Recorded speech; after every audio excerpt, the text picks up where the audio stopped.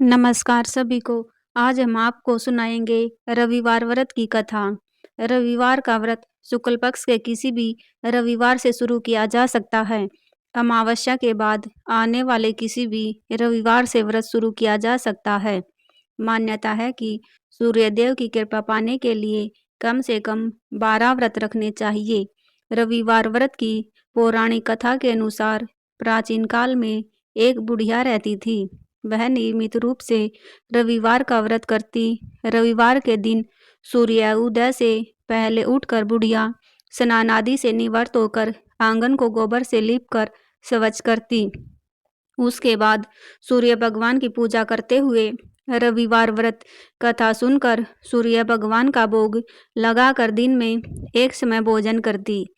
सूर्य भगवान की अनुकंपा से बुढ़िया को किसी प्रकार की चिंता एवं कष्ट नहीं था।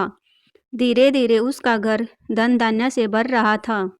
उस बुढ़िया को सुखी होते देख उसकी पड़ोसन उससे जलने लगी। बुढ़िया ने कोई गाय नहीं पाल रखी थी, अतः वह अपनी पड़ोसन के आंगन में बंधी गाय का गोबर लाती थी। पड़ोसन ने कुछ सोचकर अपनी गाय को घर के भीतर बांध दिया। रविवार को गोबर न मिलने से बुढ़िया अपना आंगन नहीं लीप सकी। आंगन न लीप पाने के कारण उस बुढ़िया ने सूर्य भगवान को भोग नहीं लगाया और उस दिन स्वयं भी भोजन नहीं किया। सूर्यास्त होने पर बुढ़िया भूखी प्यासी सो गई। प्रातःकाल सूर्य उदय से पूर्व उस बुढ़िया की आँख खुली तो वह अपने घर के आंगन में सुंदर गाय और बछड़े को देखकर हैरान हो गई। रात को आंगन में बांधकर उसने जल्दी से उसे चारा लाकर खिलाया। पड़ोसन ने उस बुढ़िया के आंगन में बंधी सुंदर गाय और बछड़े को देखा तो वह उसे और अधिक जलने लगी। तभी गाय ने सोने का गोबर किया। गोबर को देखते ही पड़ोसन की आंखें फट गई। पड़ोसन ने उस बुढ़िया को आसपास न पाकर तुरंत उस गोबर को उठाया और अपने घर के अंदर ले गई और अपनी गाय को गोबर वहां रख गई। सोने के गोबर से पड़ोसन कुछ ही दिनों में धनवान हो गई। गाय प्रतिदिन सूर्य उदय से पूर्व सोने का गोबर किया करती थी और बुढ़िया के उठने के पहले पड़ोसन उस गोबर को उठाकर ले जाती थी। बहुत दिनों तक बुढ़िया को सोने के गोबर के बारे में कुछ पता ही नहीं चला। बुढ़िया पहले की तरह हर रविवार को भगवान सूर्यदेव का व्रत करती रही और कथा सुनती रही। लेकिन सूर्य भगवान को जब पड़ोसन की चालाकी का पता चला तो उन्होंने तेज आंधी चलाई। आंधी का प्रकोप देखकर बुढ़िया ने गाय को घर के भीतर बांध दिया। सुबह उठकर बुढ़िया ने सोने का गोबर देखा तो वह हैरान रह गई।